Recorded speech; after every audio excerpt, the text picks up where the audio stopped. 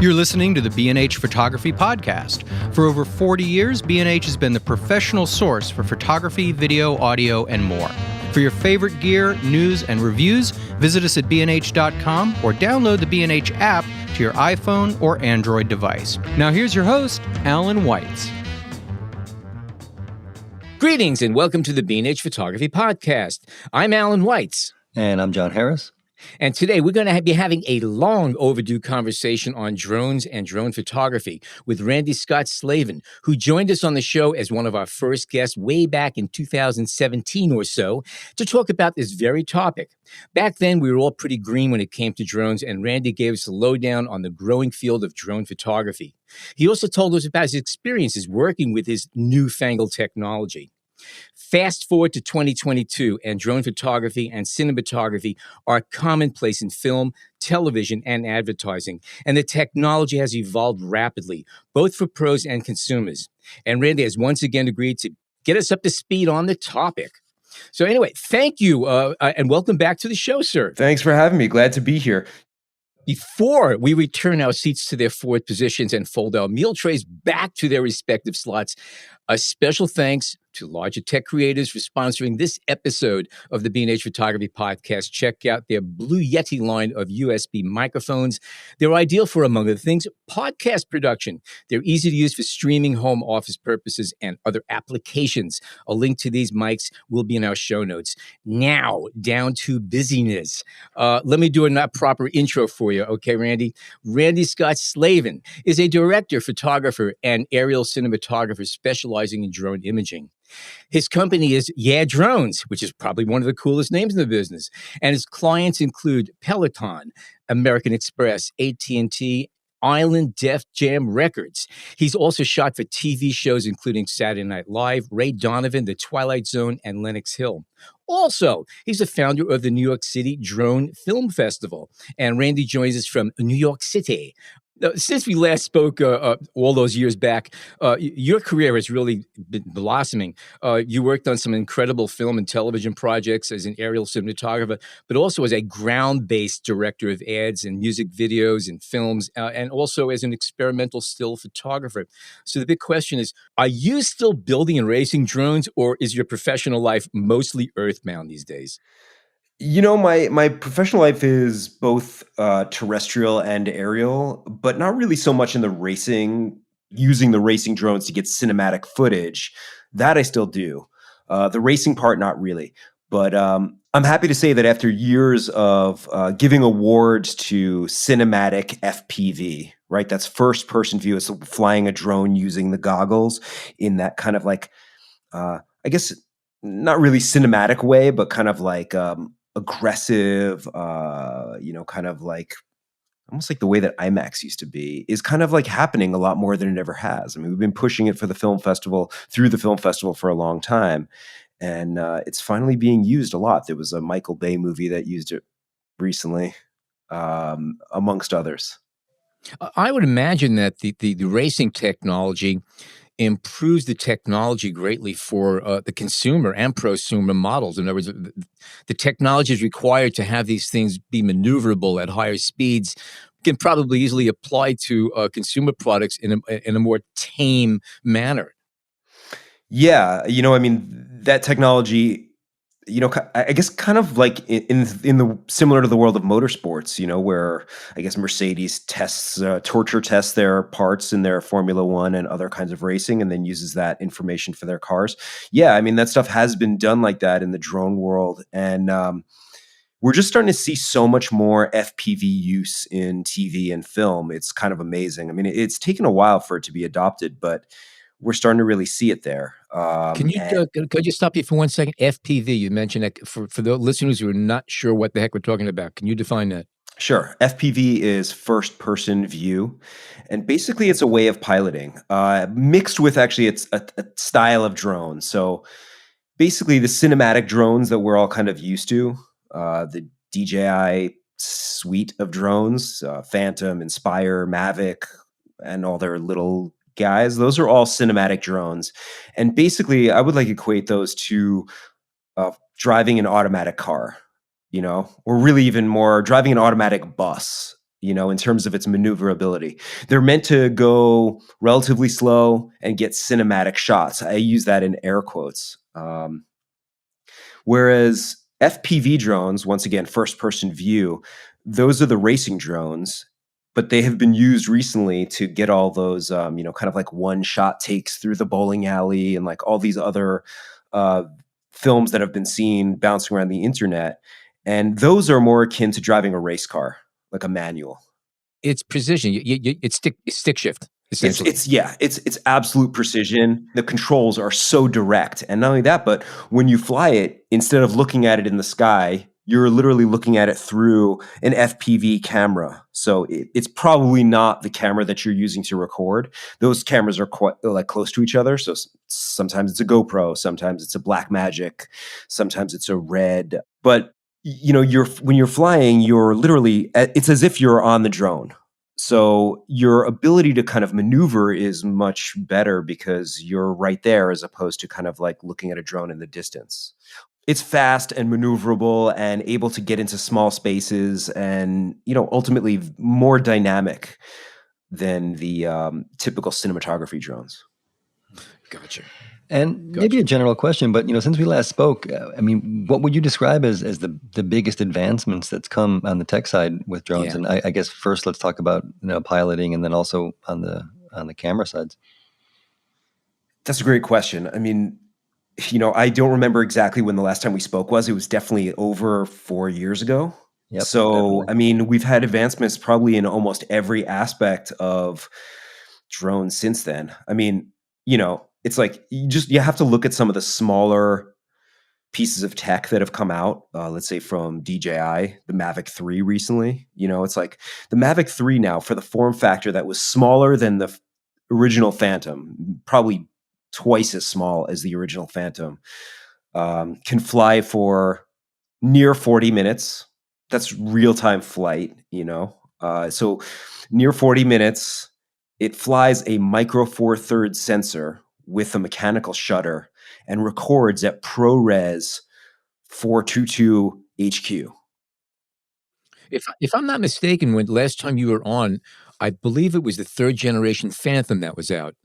Something like that. Yeah, so you're talking about at that point, I'm pretty sure they had the 2nd generation had their own proprietary camera on it. So 3rd generation Phantom, still, it's like you're talking about maybe 20-minute flight time. I don't remember exactly, but it was about that. I remember 15, 20 minutes. If you think about, the bit rate of ProRes 422 HQ versus, even H.264. Now we even have H.265 codec, which we didn't have 4 years ago. So, it's like every single aspect of the drone world as well as the camera world has been changing and progressing. So now we're able to have much longer flight times, much higher resolution, much larger capture. Did we even have 4K that long ago? That may have been just kind of like coming around the bend.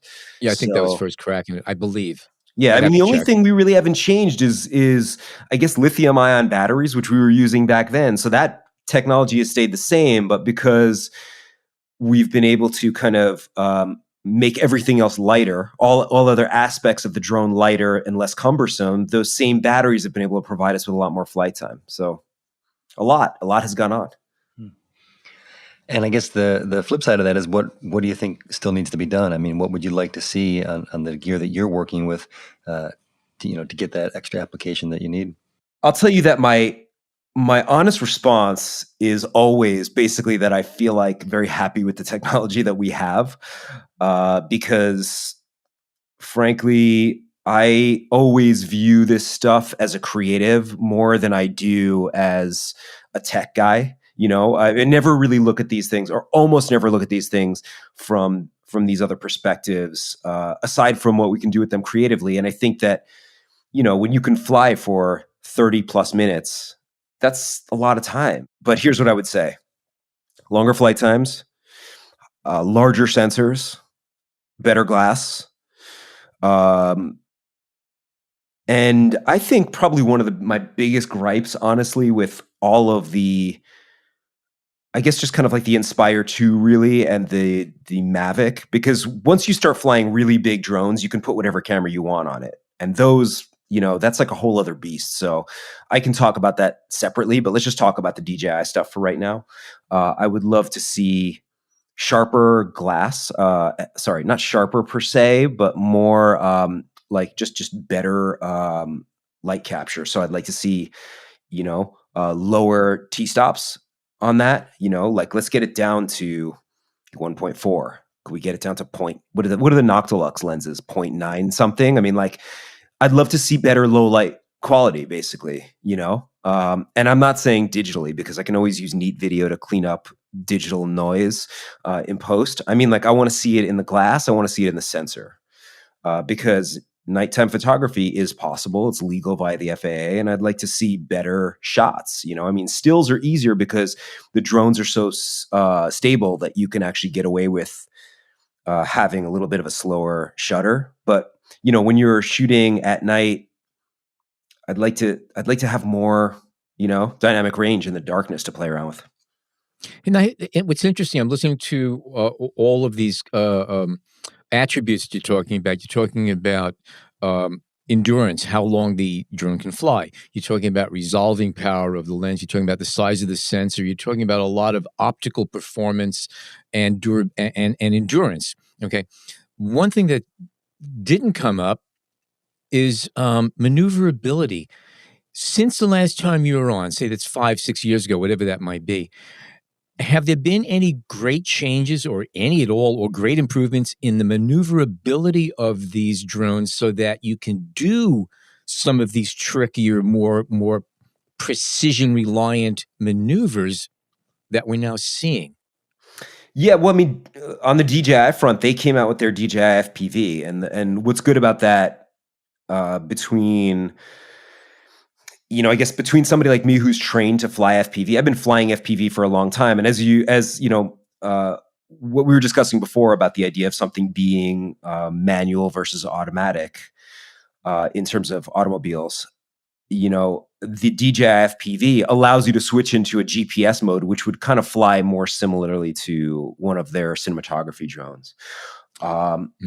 Out of their cinematics line, it hasn't really improved that much. I mean, but those, aside from kind of its spatial awareness, so they do have a lot more sensors than they did back in the day. I don't remember exactly once they started getting like side to side sensors and sensors up and down to make sure that you're avoiding kind of crashing into things. But that's kind of been a big deal.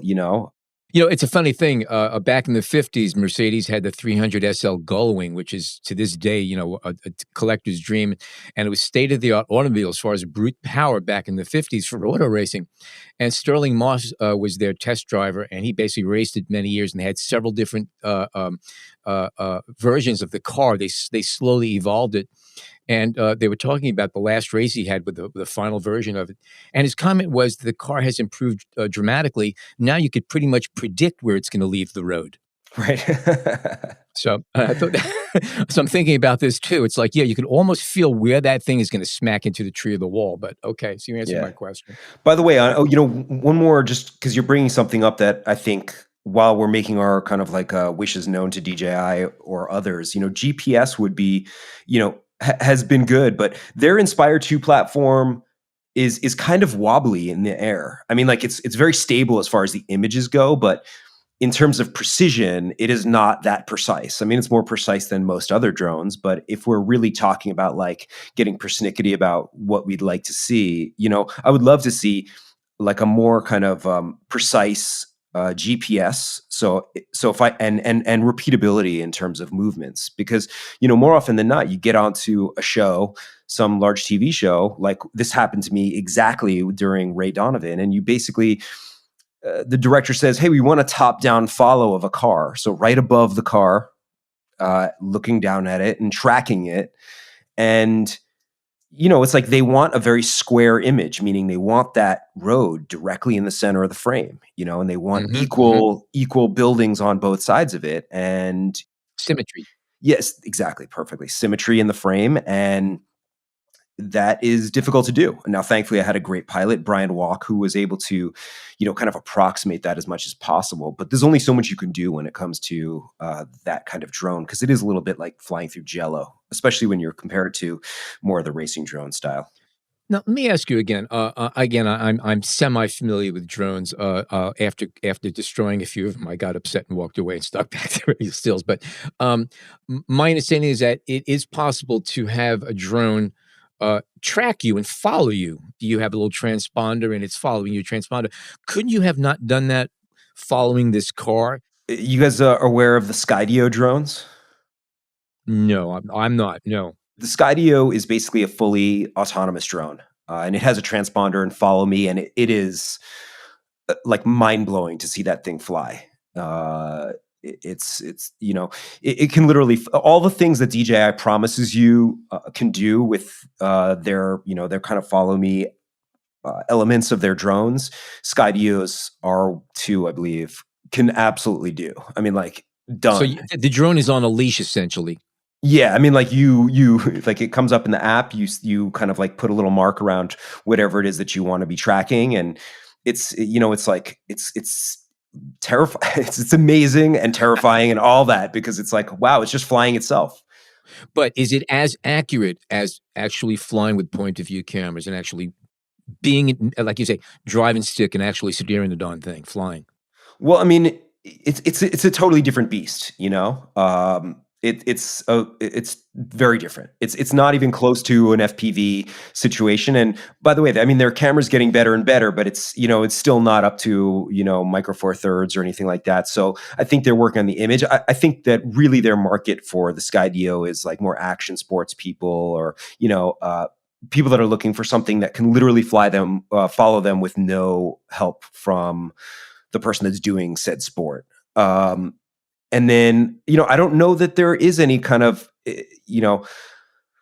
for the Inspire 2, that there's any kind of transponder that you can do. I know that there are some elements of kind of having the camera follow. I mean, I'm a little bit like old school when it comes to that stuff. I feel like when I'm on set, and I'm being paid to fly and shoot, that I like to do things by hand. And I think that like it's the skill and the kind of like the poetry that a human puts into it that really is what they're paying me and my expertise for. So, sometimes I think it makes sense to kind of like lean on the technology to do what it's supposed to do. But I've never been in a professional context where I've said, okay, I need the large cinema drone to like follow this particular thing. And frankly, in the shot I'm talking about that I did for Ray Donovan, it was too complex for it to do anyway. At least it was at that time.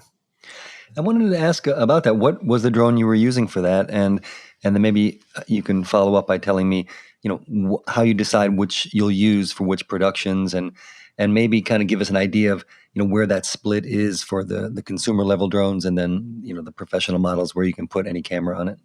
Yeah, absolutely. Okay, so for that particular shot, we used the Inspire 2 with the X5S. That was what was available at that particular time. And since then, the X7 camera has come out, which is APS-C size. The X5S, which we used, was Micro Four Thirds. That shot was very, very tricky, and we spent a lot of the day working on it. You can see it at yeahdrones.com, my website. But basically, it was a top-down follow, and then around a 90-degree corner, and then like a jib down, following kind of Ray Donovan, Liev Schreiber, not all the way in, but like into this police station. It was basically the beginning of an episode where he had gotten arrested the episode before. So the episode started with this shot following the cop car, bringing him with the lights on in the dark, bringing him to the police station.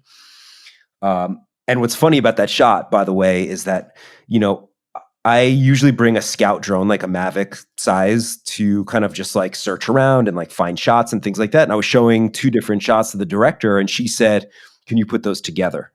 And I was like, "Yeah, we can put them together, but we need like at least a couple of hours to keep running that. And we need your stunts guy to keep driving the car," because the choreography was pretty intense. Yeah, I watched that. That was great.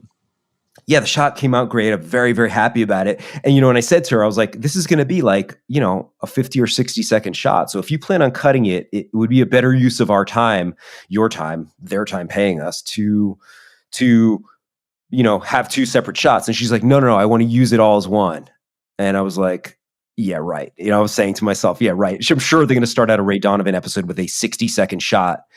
And they did. It was amazing. I was sitting in my seat watching that, and I was just like, I was so excited that they used it because, for those of us in that work in TV, it's like, you see a cut every 2 seconds, so 60 seconds is a long shot. And I'm curious, did you see that first when you watched it on television, or did you get a preview? No, on television. Oh, great. So to get back to your answer before, the Inspire 2 has been my go-to drone for 4 years already plus, because it has great flight times. It has, now with the X7 camera, it has that APS-C sensor. It has the lenses, the proprietary lenses. They're 16 mil, 24 mil, 35 mil, and 50 mil lenses. And the APS-C is much bigger than the Micro Four Thirds sensor that was on the first generation camera, the X5S camera for the Inspire 2. So that's been my go-to. It really just depends, honestly, on the creative. And that's a conversation I'll always have with the director of photography and say, what are you looking to do? Some DPs are like, we must shoot with the Arri Alexa LF because that's what they're shooting everything else with. And they feel the need to shoot everything on that.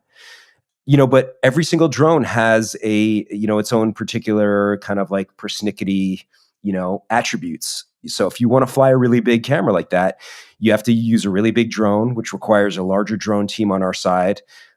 It flies for a lot shorter. It requires a lot of different disparate parts to come together and make the whole system work. And will you need to rent that drone at that time, or do you have those, or how do you get a hold of the drone that you may not have? No, we have those.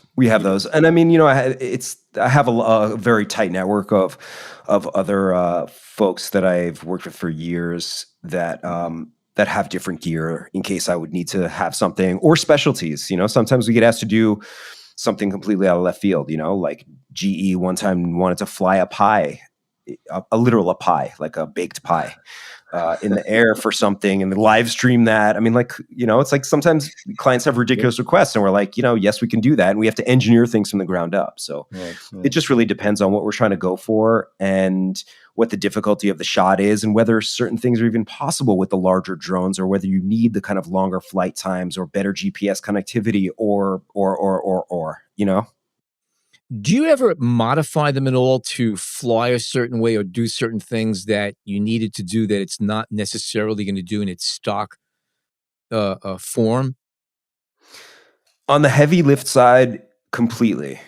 On the DJI platforms, not really. I mean, the biggest modifications we really make to the DJI stuff is putting on a strobe light or something to comply with the FAA's requests for nighttime flight. Aside from that, those systems are pretty much all in one. And sometimes that's great. And sometimes that's annoying because, sometimes you're on set. The other day this happened. We were on set and my controller, I was operating the camera on the drone. And all of a sudden I was getting a tremendous amount of interference because when you're on a big set, there's tons of video transfer going on all over the place. Yeah. And all these signals are conflicting with each other. But, when the camera guys that are on the ground have that, it's not that big a deal because Video Village that the director's watching just gets some breakup. Whereas with the drone, if I'm getting breakup as the camera operator, I cannot operate the shot because I don't have my hands on the camera. I have my hands on a remote control. Right. So anyway, so to answer your question short, we do modifications when they're necessary most of the time on larger drones because, all the different parts are different. You're using controls for focus, iris, zoom that are all remote.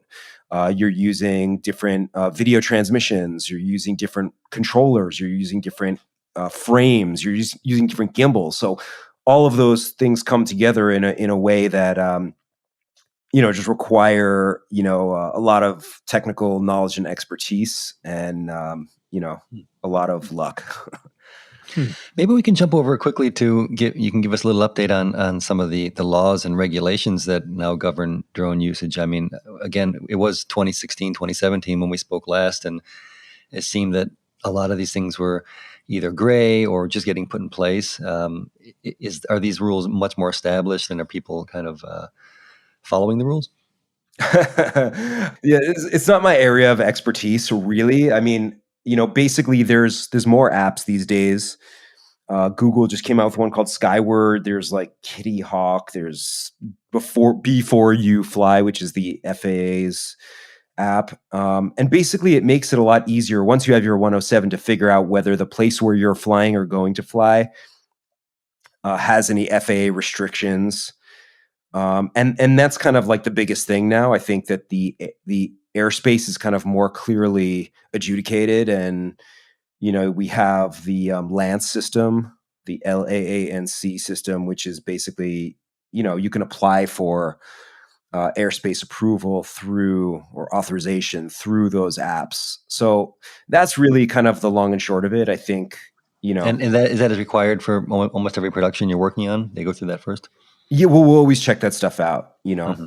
How did the quarantine affect your business and drone production? Quarantine was totally fine for us. I mean, I've always, as a director first, it kind of helped because all of a sudden everything was going remote. So everybody needed, things shot that in the past were done in person, galas and things like that, all kinds of like random things that are, I mean, some of them sexier, some of them not as sexy, but work, and the drone thing. I mean, I put out calls to all my clients saying, hey, drone shooting is the ultimate remote shooting, so it was totally fine. I mean, what was good about it was that like nobody was around, so it's like you go someplace and you shoot in like Queens, and it was like there was nobody around to, there was less traffic to get everywhere. And it really definitely provided for some really bizarre footage, kind of like post-apocalyptic, empty street footage. So, but the business was fine, knock wood, everything was okay. Good. And my last question before we take a break then really has to do with, well, at least your opinion on what fields have kind of opened up for drone cinematography and photography. I mean, obviously in the production of film, television, commercials, we're seeing it, but are there things that kind of surprised you or areas that it's really taking off? I think that the drone light show, world is super interesting to me. The first time I saw it, I was just kind of blown away. I was like, this is going to be lame because regular fireworks, like analog fireworks, are amazing. And I was like, this is just going to be a bunch of, kind of like lame, like bees, basically, like all these drones buzzing around. But the first time I saw it and every subsequent time after that, I was just really impressed by that. Yeah, it's news to me. I don't know about that. I was just looking at one of those like ag sprayers, agricultural drones that DJI has developed, and I was like, I wonder if we could use this to do like graffiti. Huh. Interesting. Yeah, imagine you could. I'm just curious when the drones put on a light show, at the very end of virtually every single analog fireworks display. I never thought I'd be using this phrase like analog fireworks display. There's usually like 30 seconds of chaos followed by one tremendous bang. You don't have that with drone light shows, do you? Unless they all explode at some point, I imagine. Yeah, we do. We just cut power to all of them, and they just like fall to the ground in a cacophonous, On that happy note, we are going to take a short break, and when we come back, we're going to talk more about drone photography with Randy Scott Slavin. Stay tuned. We hope you're enjoying this edition of the B&H Photography Podcast. The best way to support the show is by subscribing on Apple Podcasts, Google Podcasts, Spotify, or wherever you get your podcasts. For links to gear and more information on today's guests, check out the show notes in your podcast app or visit our homepage on the B&H Explorer website and join the B&H Photography Podcast Facebook group. And now, back to the show. All right, we are back with Randy Scott Slavin, and we're talking about drone photography.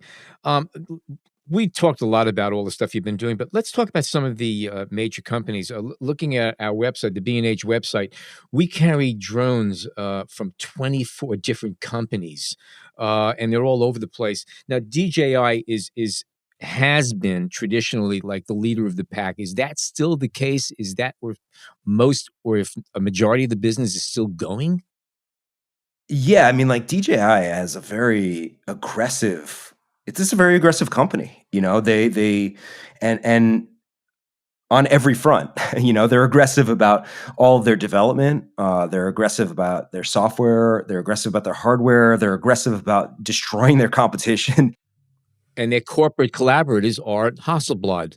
And they're not what we'd call lightweights. Okay, so you have some serious technology and heritage going on in there. Does anybody else come near them as far as uh, uh, consumer, prosumer, and even top end pro stuff? Are they kind of leading the pack all the way around, or are there leaders that beat them in specific niches? That's a good question. So, they're all of their like consumer and prosumer drones are phenomenal. Their professional drones are phenomenal. So, like the Inspire 2, and I hear the Inspire 3 is right around the corner. So, I'm excited about that. As far as heavy lift goes, there's definitely like the XM2 world of heavy lift, and then there's the Free Fly Systems heavy lift stuff. And I think that I don't really know that DJI at this point they used to have, I don't even know what they're doing with this anymore, but like a system that is meant to fly third-party cameras, because they're just focused on doing all-in-one kind of systems. I could be wrong about that, but I'm pretty sure I'm not, because with the systems that we're using, we're kind of like, I don't know, I'm not a gear chaser really, but they do make phenomenal gear. They really do. And they're the camera that they have for the specs on the X7 camera on the Inspire 2. And by the way, this is, probably months before they're going to launch the Inspire 3. So who even knows what's going to happen then? It's like you're talking about like a 6K camera that records in like, their cinema DNG is like, those files are so heavy. They're so deep in terms of their bit depth and quality that, it's like they can be graded to match anything. Basically, their dynamic range is phenomenal. So, and their lenses are really good too. So, And if you're gonna use a model with a separate camera, where do you go? What brands are you using? it just really depends on what the production requires. Most of the time, if they want to fly something that's different, I would say either Red or Airy. No, but in terms of the drones themselves. Oh, the drones themselves, I would say. I own a FreeFly Alta 8. The Alta X is phenomenal. From what I hear, I haven't flown it myself, but I hear that it's really good and reliable. And what else? I know that Sony has their own drone. Was the Air Peak that's been out? I know that that's meant specifically for their kind of like DSLR or FX3 type cameras. Look, I think ultimately, to me at least, and I'm the guy that was put in the, that put myself in the position through running the New York City Drone Film Festival of being this kind of like judgy type character who was like looking at films and being this like tastemaker type guy. I think what's most important is not really about like the gear itself. I think any piece of gear that can like successfully fly your camera in the air and do the things that you need, meaning puts you up in the air with enough time to get what you need done. It's safe. It gets the image that you want, that kind of stuff.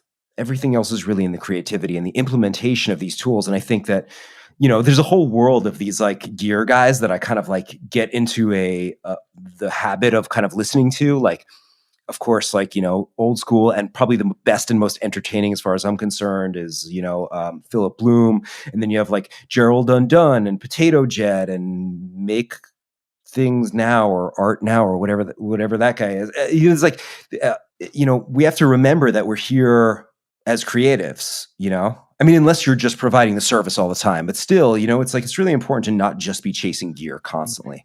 I'm sorry, B&H. I buy all my stuff from you guys anyway. I'm sure everybody else does also, but it's not just about chasing gear. Right. It's like, we got to talk about creativity. See, I get a little bit confused when people who are like just infatuated with unpackaging videos, and that's where I draw the line over there. It's Um, fun to watch, it really is. that is Well, let true. me ask a bit about on the creative side and how you assemble a team. I mean, do you look for specific pilots and then you're doing the direction, or do you have more than you have more than two people with you when you're hired, or do you kind of sometimes just do it on your own? And does it depend on the size of the production? And is there are there crews out there that you go to when you need them? John, that question is great because it is absolutely laden with the most intense human dramas that they can possibly be. Within what you're just asked is kind of like all of the brilliant storytelling that every movie made has ever been about. The short answer is, there's a revolving cast of characters based on what they bring to the table creatively, what they bring to the table technically, uh, their ability to deal with clients or their inability to deal with clients, which is, very often the case. I feel like, especially now after all these years, I do have a really solid amount of subcontractors and sometimes partners to help me execute what is required at a very high technical level. How many people will be in your team? Let's say on a Ray Donovan or a major film, shoot like that. Usually a team is like 2 or 3 people, usually 3. So it'd be a pilot. I'm usually the camera operator because my directing experience kind of like really, like I need to have my hands on the camera itself, and setting exposures and really just kind of like finally making the shot and giving direction. I feel like, a pilot is a little bit like a dolly grip, basically like an aerial dolly grip, move the drone from here to there. And are you guys standing next to each other? Are you communicating verbally, or are you doing it, through your remote controls? How's that work? We have ear techs. So they're basically open channel walkie-talkies that we wear on our heads, which are amazing. I literally wish I could wear an ear tech all the time. It's just so much fun. I mean, like, it's like you're at a party. Like, who needs to scream across the room? You like, we can continue the conversation. I can go get a drink. You can stay here.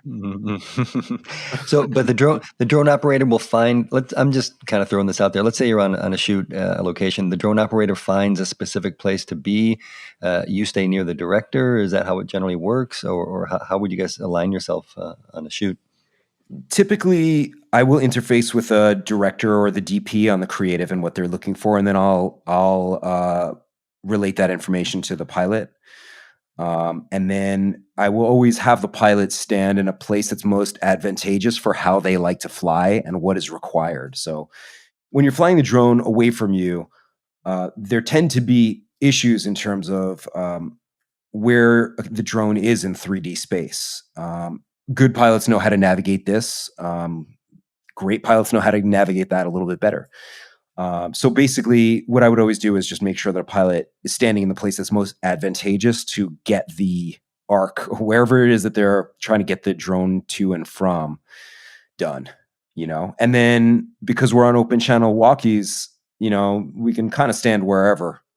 Although there is sometimes a distance between the camera operator and the pilot that needs to be kind of like paid attention to, just because there can be breakup in the monitor, as I mentioned earlier. Sure.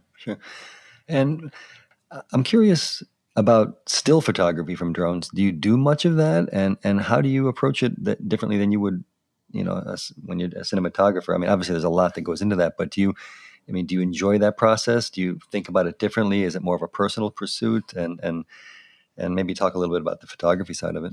Yeah, I mean, there's definitely, if you go onto Instagram, there's lots and lots of sites dedicated to drone photography. I think that what got me interested in drones to begin with is the idea of being able to put a camera, period, right, full stop, whether it's motion picture or still, anywhere in 3D space. That basic kernel of interest, that kernel of truth about drones, is what made drones such a game changer. And I think that therein lies the kind of like, its value. So, for me personally, I don't really do that much terrestrial photography anyway. I do it in a very specific way. The photographic projects that I do based on the things that I'm interested in and the topics that I'm trying to capture at that moment. So for me, sorry to keep beating this dead horse, but like, it has to do with the creative and what I'm trying to execute, not, the actual platform itself. But there are a lot of really interesting things you can do with a camera, especially a flying one. So if you take pictures of real estate, it's a great tool for you. If you take pictures of landscapes, it's a great tool for you. If you take pictures of anything, I mean, aside from probably macro photography, it's a great thing for you because it just opens up your world. I mean, you can literally put it anywhere in 3D space. And that is the beauty of drones. That still to this day is what I think is its strongest attribute. Randy, again, it's been terrific speaking to you and hearing about what's happening out in the world of drones. And we look forward to having you back here in 2028. I just did the math to talk about what's going on. We'll keep it equally spaced. Actually, hopefully we have you back sooner than that. In the meantime, if our listeners would like to catch up with your work, where can they go to? And also, what's this story you mentioned that one of the films you're doing is getting noticed?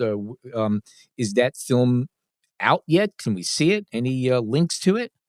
Yeah, so you can find me at randyscottslavin.com. Okay. And that will be in our show notes. Yeah, excellent. And I'm also pretty active on Instagram. I post a lot of like random photos, there and painting stuff and video stuff that I do. But yeah, you can find all that stuff, all those documentaries that I mentioned and some commercial work all on my website. And it's like a repository for all the different styles of things that I'm up to. And the movie that you did, the film you've been working on, that is getting some good reviews right now. What's the name of that? And is it out? Will we be able to see it? Yeah, totally. So you can see them on my website, randyscottslavin.com. It's called COVID Crusader, the Carla Brown story. I saw it. Okay. I watched it. It's fabulous. It's a beautiful piece. Thank you. I'm not sure whether the longer version, the 3.5 minute version. It was only a few minutes. It was. I got the impression it was an abbreviated version, but it really sums the whole thing up, and it captures what it's about in the spirit of this person and what she's done. It's very powerful. I watched that and a few others. Yeah, good stuff. And no flying. It's okay. You do well without wings. I appreciate that. Look, I mean, people see that kind of stuff sometimes. They see some of my other work and they're like, there's no drone stuff in here. I'm like, guys, it's like using the right tool for the job. Like, not everything has to have a drone flying around, Thank you. There you go. That's it. Anyway, Randy, again, it's terrific speaking to you as always. It's nice speaking to somebody who actually understands the tools that they're using and the possibilities of it. And we strongly urge our listeners to go to Randy's site and check out his work. And again, all of his links will be in our show notes. Another thank you to Logitech creators for the support of this episode.